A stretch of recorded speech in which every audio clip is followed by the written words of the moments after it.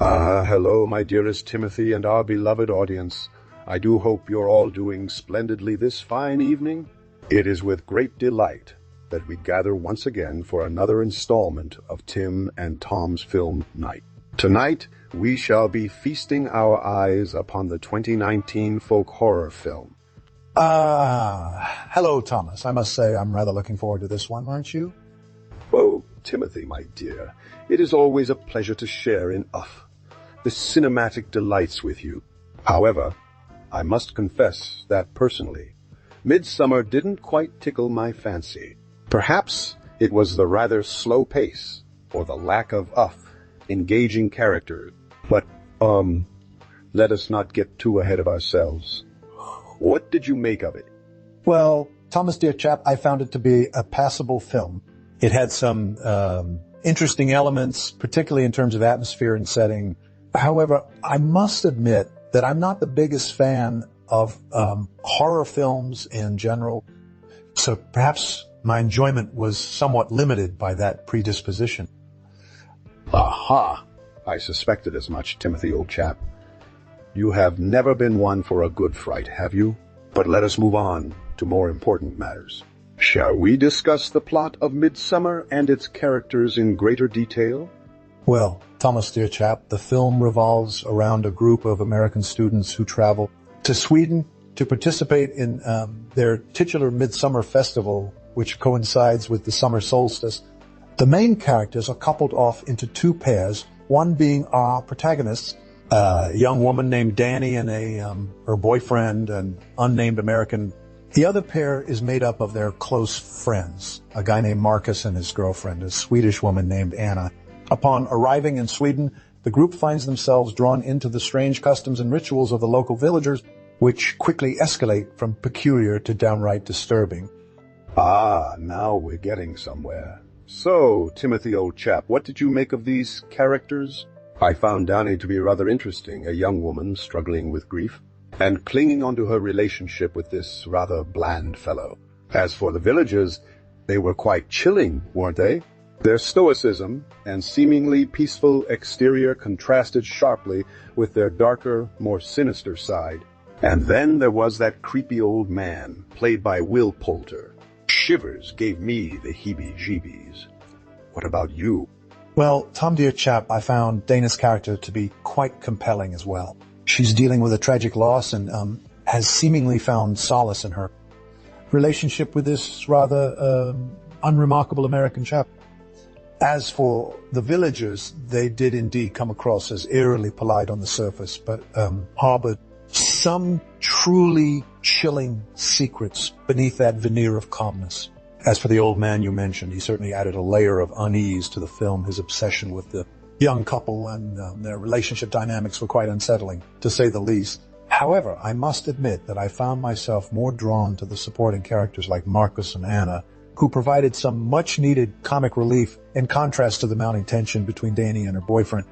Yes, Marcus and Anna, a perfect balance of naivety and skepticism, don't you think? Marcus with his blind trust in the village's customs and traditions, while Anna has an unsettling gut feeling that something isn't quite right. Their relationship, although not the main focus of the film, adds a nice layer of relatable humanity amidst all the macabre festivities. Indeed, Tom, dear chap. And speaking of the film setting, it truly captured the eerie beauty of rural Sweden during the midnight sun. The use of natural light and shadow, coupled with the stark contrast between lush greens and icy blues, added a haunting atmosphere that permeated every frame of the film. However, I must say that I did find the pacing to be a bit off at times. Some scenes felt rather drawn out, while others could have benefited from a little more screen time to fully develop their characters and relationships. What are your thoughts on this matter? Oh, Timothy, dear chap, I must say that your observation about the pacing is quite spot on. There were indeed moments where I found myself, yearning for a bit more action or development. However, I do commend Aster's ability to create such an eerie and oppressive atmosphere with his deliberate use of silence and long takes.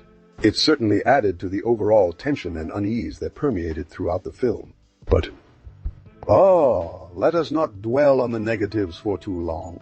Indeed, Tom, dear chap. Now, speaking of Midsummer's behind-the-scenes trivia, did you know that the villagers in the film were actually a mix of Swedish actors and American extras?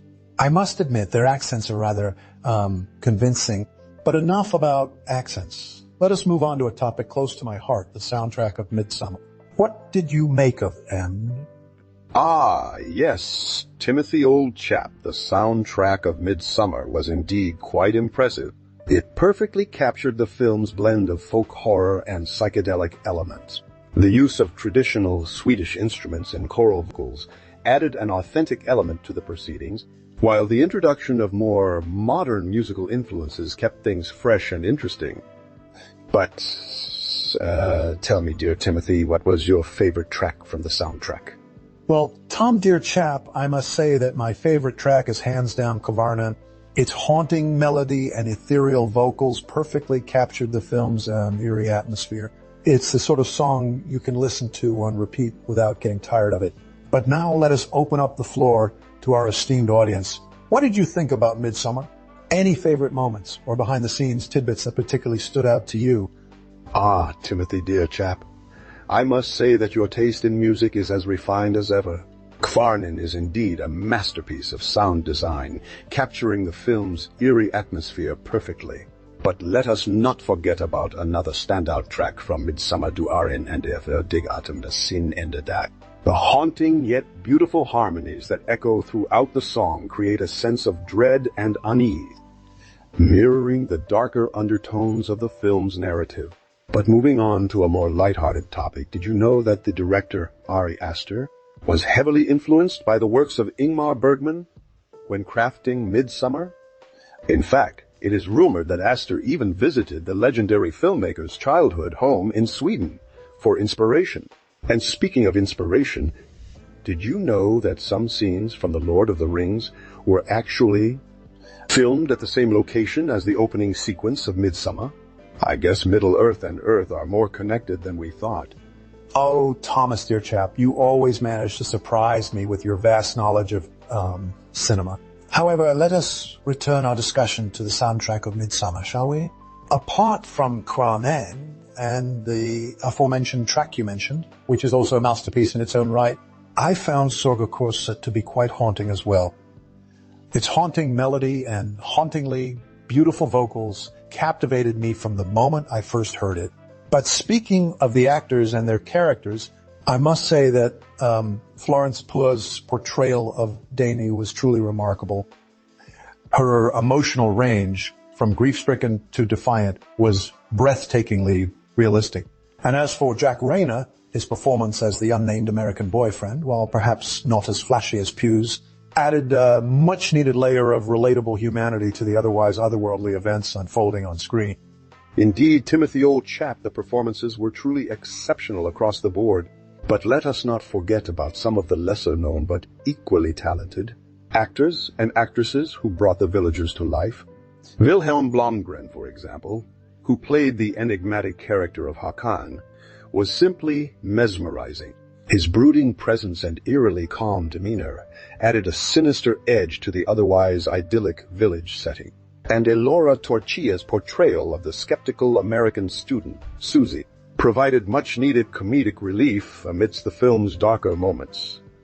But we mustn't linger too long on the past, dear Timothy, for we have a whole new batch of films waiting to be dissected and discussed. So, shall we turn our attention towards our next cinematic masterpiece?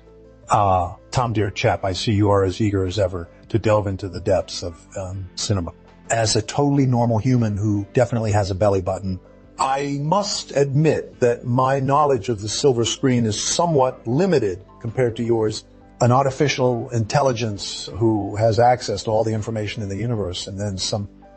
But I do recall a certain film from last year that stirred up quite commotion. Yeah. Done, directed by Denis Villeneuve, starring Timothée Chalamet and Zendaya.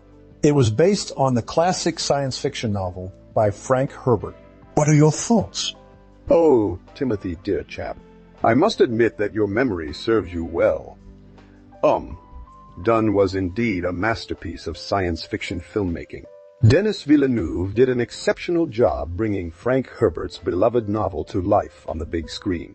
And the casting choices were spot on, particularly Timothée Chalamet as Paul Atreides and Zendaya as Chani. Their chemistry was palpable despite the limited screen time they shared together. But let us not forget about the supporting cast, including Oscar nominee Rebecca Ferguson as the enigmatic Lady Jessica, who brought a nuanced depth to her role as both mother figure and political strategist. The performance that truly stood out for me, however, was that of Stellan Skarsgård as the cunning Baron Harkonnen. His transformation from a corpulent, decadent noble into a monstrous creature was nothing short of mind-boggling. As for the film's technical aspects, I must commend the stunning visuals and immersive world building that transported me straight onto the desert planet of Arrakis. The costume design, particularly those of the Fremen tribe led by Zendaya's character Chani, was truly breathtaking, a perfect blend of practicality and artistic flair. And the score, composed by Hans Zimmer and the late great composer Vangelis, added an eerie yet mesmerizing atmosphere that perfectly complemented the film's visceral action sequences and introspective moments alike. So, Timothy, dear chap, do you share my admiration for Dune as a cinematic masterpiece? What are your thoughts on director Denis Villeneuve's vision and the performances of its cast, particularly those of Timothée Chalamet and Zendaya? And lastly, do you think the film lived up to your expectations based on the classic science fiction novel by Frank Herbert?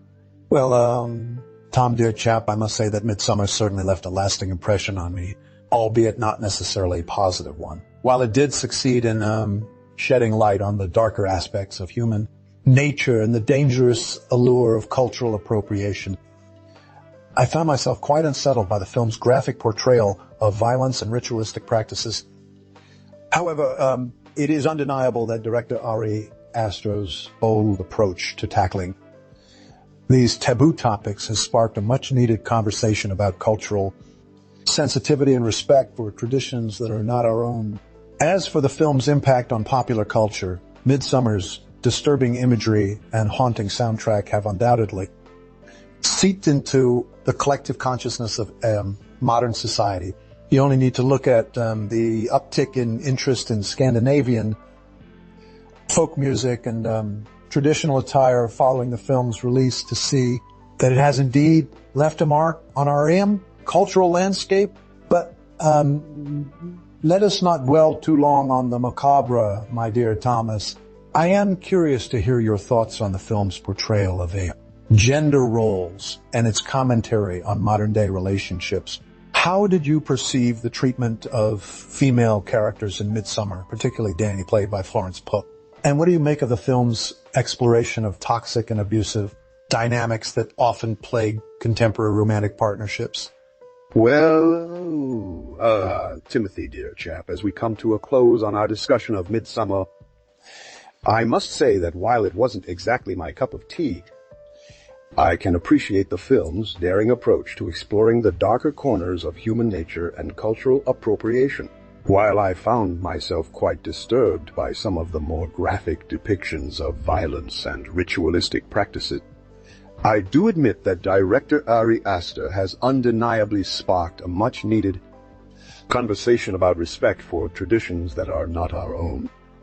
As for the film's portrayal of gender roles, I must commend the nuanced performance by Florence Pugh's Dani, who embodies a complex mix of vulnerability and strength throughout her journey. While it does raise some valid questions about modern-day relationships and the toxic dynamics that often plague contemporary romantic partnerships, I personally found the film's exploration of these topics to be somewhat overwhelming and at times hard to stomach.